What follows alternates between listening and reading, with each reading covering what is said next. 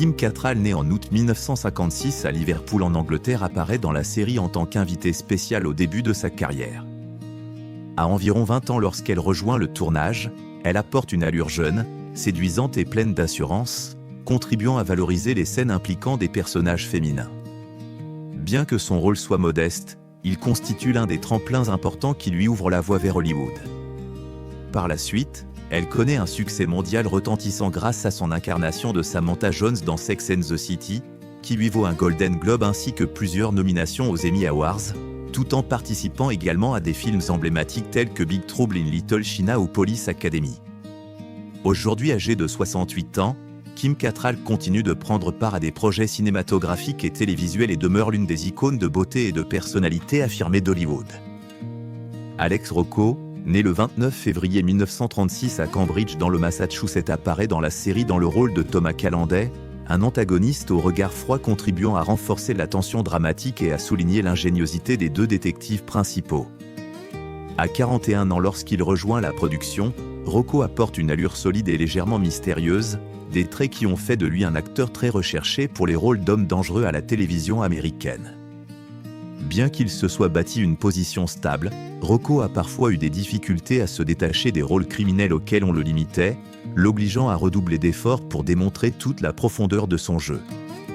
Alex Rocco est décédé le 18 juillet 2015 d'un cancer du pancréas à l'âge de 79 ans, laissant une empreinte forte aussi bien à la télévision qu'au cinéma, notamment grâce à ses rôles de méchants charismatiques. Dan DeVito, né le 17 novembre 1944 à Neptune dans le New Jersey, apparaît dans la série dans le rôle de John The Apple d'Apolliso à environ 33 ans, offrant une prestation marquante malgré la brièveté de son apparition. Ce rôle contribue à affirmer sa polyvalence et prépare le terrain pour les grands succès à venir. Danny DeVito se distingue ensuite avec son interprétation de Louis De Palma dans la série Taxi.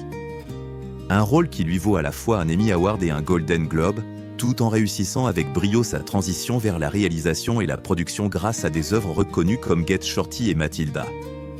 Aujourd'hui âgé de 80 ans, il continue d'exercer une influence majeure dans l'industrie du divertissement à l'échelle mondiale.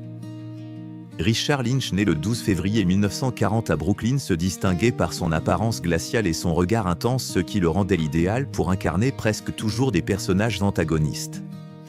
À l'âge de 35 ans lorsqu'il rejoint la série, Lynch apporte une aura menaçante et mystérieuse, ajoutant une tension dramatique aux épisodes auxquels il participe. Sa vie a été marquée par un événement tragique survenu en 1967 lorsqu'un grave accident a laissé plus de 70% de son corps brûlé, lui causant des cicatrices permanentes qui deviendront finalement l'une des signatures de son style d'interprétation. Richard Lynch est décédé le 19 juin 2012 d'un arrêt cardiaque à l'âge de 72 ans, laissant derrière lui plus de 40 ans de carrière consacrée à des rôles de méchants inoubliables du cinéma hollywoodien. Antonio Farga, né le 14 août 1946 à New York, est devenu l'un des visages les plus inoubliables de Starsky et Hutch grâce à son rôle de Udi Bear. Indicateur rusé, élégant et profondément ancré dans la culture de la rue, Udi apporte une énergie unique à la série.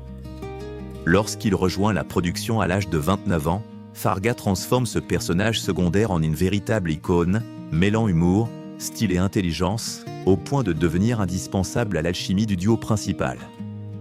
Au-delà de la série, Antonio Farga marque durablement sa carrière avec des rôles remarqués dans Car Wash, Foxy Brown et plus tard dans Everybody Hates Chris, où il séduit une nouvelle génération de téléspectateurs. Aujourd'hui âgé de 78 ans, il continue d'apparaître lors de projets et d'événements, restant apprécié du public pour son charisme intact et son héritage artistique fort.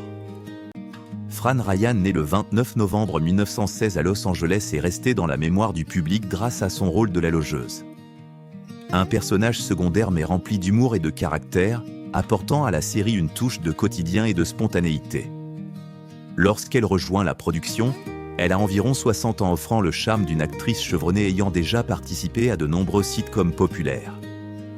Malgré une carrière stable, Fran Ryan a elle aussi traversé des épreuves personnelles, notamment des pertes familiales et le poids de l'âge qui ont progressivement affecté sa santé durant les dernières années de sa vie. Elle s'est éteinte le 15 janvier 2000 en Californie de cause naturelle à l'âge de 83 ans, laissant l'image d'une actrice de second plan simple mais inoubliable dans le cœur des admirateurs. Charles Napier, né le 12 avril 1936 dans le Kentucky, fait une apparition marquante dans la série en incarnant John Bronari, un personnage rude et autoritaire, parfaitement en accord avec les rôles puissants qui ont marqué toute sa carrière. À 39 ans, lorsqu'il rejoint le tournage, Napier impose immédiatement sa présence à l'écran. Son regard dur, sa carrure imposante et surtout sa voix grave inimitable apportent une intensité brute qui donne aux épisodes une tension dramatique supplémentaire. Ce charisme naturel, s'il a fait de lui un acteur reconnaissable entre tous, a aussi parfois freiné son évolution. Longtemps cantonné au rôle de figure brutale ou d'homme de loi impitoyable, Charles Napier a traversé des périodes professionnelles difficiles, peinant à échapper à cette image qui le suivait partout. Pourtant, derrière cette apparence sévère se cachait un comédien engagé, passionné et travailleur, fidèle au cinéma et à la télévision pendant plus de 4 décennies. Il s'est éteint le 5 octobre 2011, à l'âge de 75 ans, des suites d'une thrombose, laissant derrière lui une filmographie dense et le souvenir d'un acteur à la présence inoubliable. Melanie Griffith, née le 9 août 1957 à New York, apparaît dans la série en tant qu'invitée spéciale alors qu'elle n'a qu'environ 18 ans, apportant la jeunesse, la personnalité et le charme qui deviendront sa signature. Bien que son rôle soit modeste, cette apparition représente une étape précoce et importante sur son chemin vers Hollywood. Griffith atteint le sommet de sa carrière avec son rôle mémorable dans Working Girl en 1988 qui lui vaut un Golden Globe et une nomination aux Oscars, affirmant son statut de star majeure des années 1980 à 1990. Elle marque également le public grâce à des films tels que Body Double, Pacific Heights et Something Wild. Aujourd'hui âgée de 67 ans, Melanie Griffith continue de participer à certains projets et demeure l'une des actrices les plus appréciées de l'âge d'or hollywoodien. Suzanne Somers, née le 16 octobre 1946 à San Bruno en Californie, apparaît dans la série en tant qu'invitée spéciale apportant une beauté éclatante et le charme qui ont marqué ses débuts de carrière. À environ 29 ans, lorsqu'elle rejoint la production, Somers insuffle aux scènes où elle figure une touche de douceur et d'attrait, créant un contraste agréable au sein de l'atmosphère tendue du programme. Bien qu'elle soit ensuite devenue une grande star grâce à 3 compagnies, elle a également traversé une période difficile en s'opposant au studio pour défendre ses droits, ce qui a entraîné sa suspension et a limité ses opportunités pendant un long moment. Suzanne Somers est décédée le 15 octobre 2023 des suites de complications liées à un cancer du sein à l'âge de 76 ans, laissant une forte empreinte dans le cœur des téléspectateurs américains. Bernie Hamilton, né le 12 juin 1928 à Los Angeles, est resté dans la mémoire du public grâce à son rôle du capitaine Harold Dobey. Lorsqu'il rejoint la série à l'âge de 47 ans, il apporte l'image d'un commandant sévère mais intègre, jouant le rôle de pilier pour Starsky et Hutch au fil de leurs enquêtes chaotiques. Sa présence offre à la série une profondeur supplémentaire ainsi qu'une stabilité issue de la hiérarchie. Pourtant, dans la vie réelle, il a dû faire face à des difficultés professionnelles, notamment la diminution des opportunités après la fin de la série, ce qui l'a conduit à se tourner vers la musique et la production afin de continuer à nourrir sa passion artistique. Bernie Hamilton est décédé le 30 décembre 2008 d'un arrêt cardiaque à l'âge de 80 ans, laissant une empreinte durable dans l'histoire de la télévision américaine. Michael Conrad, né le 16 octobre 1925 à New York, est apparu dans la série dans le rôle du capitaine Mike Ferguson, offrant l'image d'un officier vétéran strict mais profondément responsable. Lorsqu'il rejoint la production, il avait environ 50 ans et sa présence a contribué à renforcer l'atmosphère authentique et chargée de pression du travail policier dans les années 1970.